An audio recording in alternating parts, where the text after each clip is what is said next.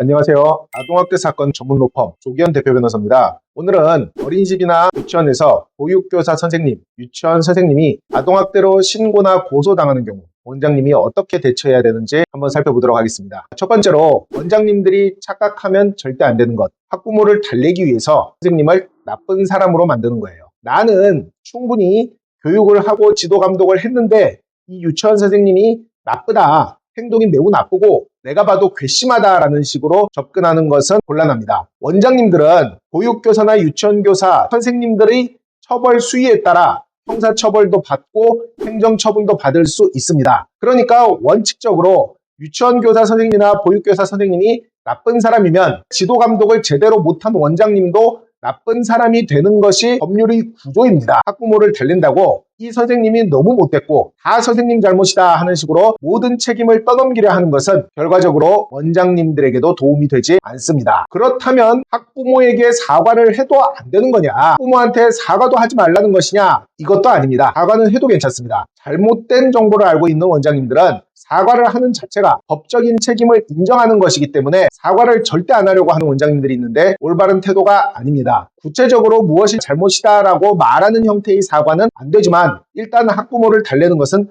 매우 중요하니까요. 그러나 그 문구나 표현에는 주의를 해야 할 것이고 사과를 한다고 함부로 기습적으로 학부모 집을 방문하거나 계속 문자 폭탄을 돌리거나 전화를 하거나 이런 식으로 하는 것은 스토킹 처벌법으로 처벌될 수도 있기 때문에 사과에도 절제와 방식이 필요합니다. 오히려 사과는 하는 쪽이 더 좋습니다. 그럼 이제 원장님은 어떻게 대응해야 되는 걸까요? 원장님이 아셔야 하는 것은 제가 아까도 말씀드린 것처럼 보육교사 선생님이나 유치원 선생님이 깔끔하게 무죄로 끝나거나 무죄가 아니라 하더라도 보호처분이나 불처분 정도로 끝난다면 원장님들도 비교적 안전해집니다. 그러므로 선생님들이 무죄나 잘못이 적음을 입증할 수 있도록 원장님이 도와줘야 되는데 실제로 원장님이 도와줄 순 없어요. 이 점을 잘 아는 원장님들은 선생님들에게 아동학대 전문 변호사를 선임해서 대응하도록 안내를 해주기도 합니다. 선생님이 잘 돼야 원장님도 괜찮은 거예요. 그러나 원장님이 실제로 선생님이 조사에 참여한다든지 형사나 검사, 판사한테 원장님이 법률적인 의견서를 낸다든지 이런 것은 불가능하기 때문에 선생님이 제대로 방어할 수 있도록 전문 변호사의 조언 하에 탄원서 등을 선생님을 위해서 써줄 수 있어야겠죠. 그러나 이 탄원서 내용도 매우 중요해요.